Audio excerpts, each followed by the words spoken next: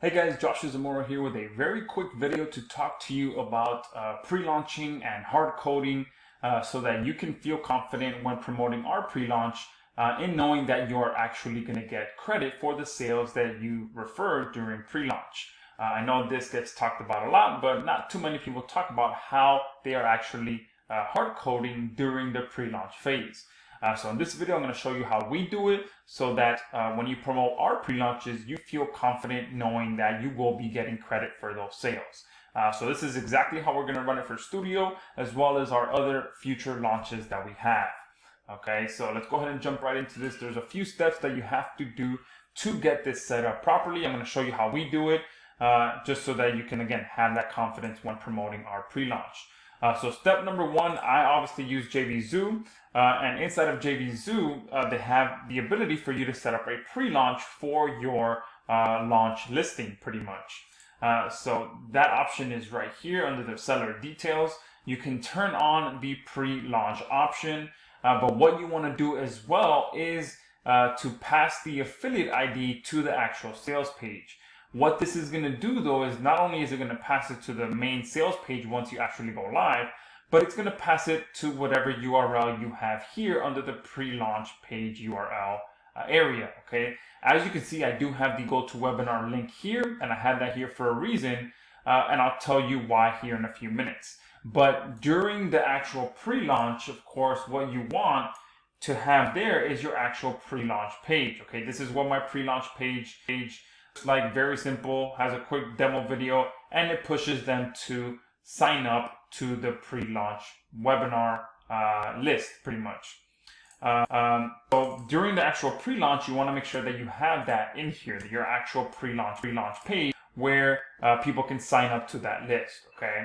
Now, the reason you want to have the ability to pass the affiliate ID to the sales page is because, again, it's going to pass it to the pre-launch page as well, and that is what you want to collect during the pre-launch phase as well. So not only are you collecting the email, but you're also collecting the affiliate ID that's passed to the sales page. Okay, now all autoresponders out there allow you to collect this information as well when someone is using a form from that service.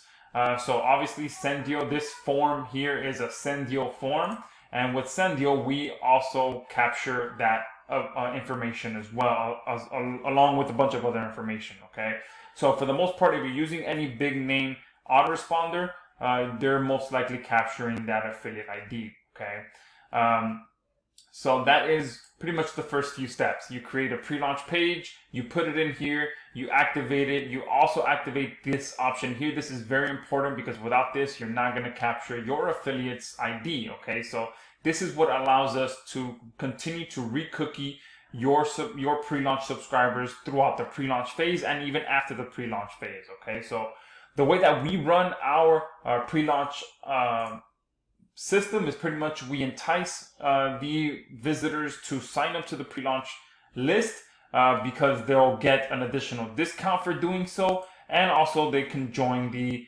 pre-launch webinar once we go live. So the first email that they get once they sign up to that pre-launch list is that coupon code that we promised them, which will give them an additional discount just for joining the pre-launch list.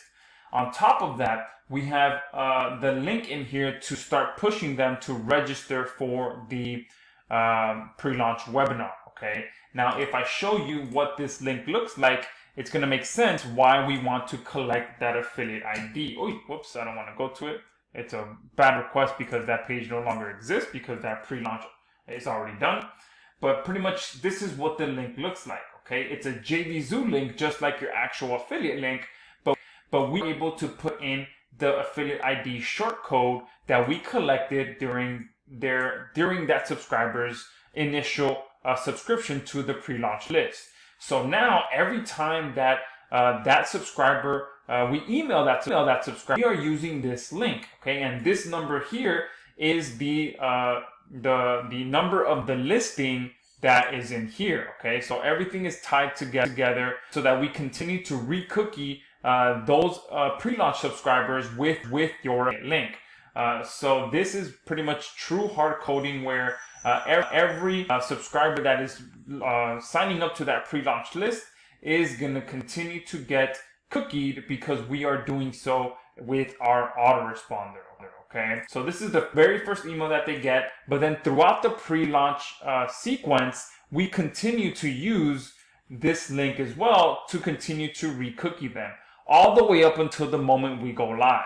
Okay, now about 20 to 30 minutes before we actually go live, there's another step that happens, okay, which is we change this back to the the GoToWebinar link, okay, and this is very important because just before we go live, just before that email gets sent that tells people to join the live webinar, we don't want them to go back to this page. We want them to now go back to the GoToWebinar link. However, we want them to go to the GoToWebinar link, not directly, but through your affiliate link. We want to re-cookie them one more time before they join the webinar, so that once they buy on the webinar, they're buying through your link because we just finished re-cookieing them. Okay, so that's why we swap it out just before we go live, so that number one, everyone that's on that list, and we resend them this link here, they get sent to GoToWebinar immediately after having being re-cookied one more time.